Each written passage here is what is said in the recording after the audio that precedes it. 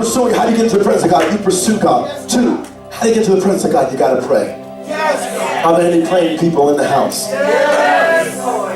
Yes, Lord. Yes. Hallelujah. Hallelujah. Glory to God. I'm tired. What is prayer? Prayer is a conversation with God. Hello? Prayer is a conversation with God. What is it? It's intercourse of the soul with God. Y'all don't miss it. Prayer is intercourse of the soul with God. It's not in contemplation or meditation, but in direct address to Him. When I'm praying, I'm directly addressing my God. Prayer can be oral or mental, occasional or constant. It can be sudden or it can be formal. Sometimes when you have a date, when a man and woman when they're going to be intimate with one another, sometimes husband and wife, sometimes it just pops up, it's unexpected. No, y'all can't say nothing because you're uncomfortable, I don't care. Or it can be formal. Formal meaning, boy, you set the atmosphere. Come on down. Who was it? Turn the lights down low. Who would have said, let's get it on? Marvin Gaye. All right? So it may be something formal. So that's what prayer can be. It can be sudden. Boy, I looked like a crazy fool this morning on the way to church. I was in my car. I'm in there. Boy, when the cars would drive by, I would laugh as they drove by because I said, I know they saw me. Why? Because it wasn't a planned time of prayer, but it was sudden. It just sprung up. So prayer can be sudden, that conversation with God, or it can be formal. I'm setting aside this time to pray. Exodus chapter 32, verse 11 says that prayer is beseeching the Lord. 1 Samuel chapter 1 verse 15 says that prayer is pouring out the soul before the Lord. 2 Chronicles chapter 32 verse 20 tells me that that prayer is praying and crying to heaven. Job chapter 8 verse 5 tells me that prayer is seeking unto God and making supplication. Psalm 73 verse 28 tells me that prayer is drawing near to God. Ephesians chapter 3 verse 14 tells me that prayer is bowing the knees. Prayer, ladies and gentlemen, prayer is a belief in the personality of God. It's a belief in the personality of God, His ability and His willingness to communicate with us. And it acknowledges God's control of all things. Prayer, if you want to get into the presence of God, you got to pray. Turn over to Exodus chapter 33 very quickly. Check this. He said to Moses, he said, yo, this is what I'm going to tell you to do. Take them people. He says, go over there. He says, listen, you're going to go to this land. He says, I've sent an angel ahead of you to drive out the Amorites, the Canaanites, the Hittites, the Hivites, the Jebusites, and the Perizzites, all the mites. He said, I just sent the angel ahead of you to drive them out. He says, now I'm not going to go with you. My presence is not going to go with you.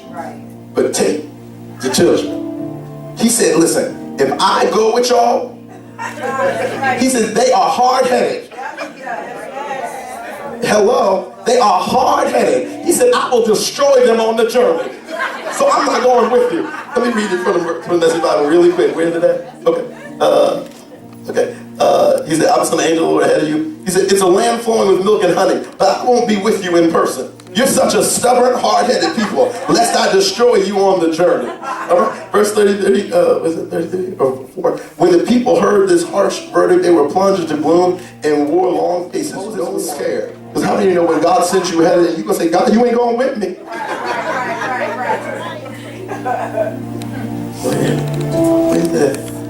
Okay, verse 12. This is the New National Version. Verse 12. This is what Moses said to God. He says, Moses said to God, look, you tell me lead this people, but you don't let me know whom you're going to send with me. You tell me I know you well and you are special to me. If I'm so special to you, let me in on your plans. That way I will continue being special to you. Don't forget, this is your people, your responsibility. God, this is your people, your responsibility.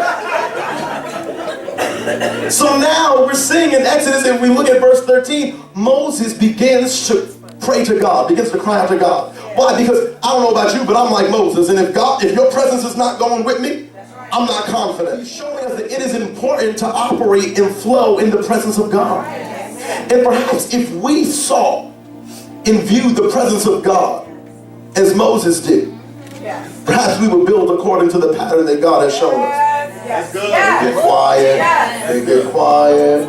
I know I'm talking about build according to pattern.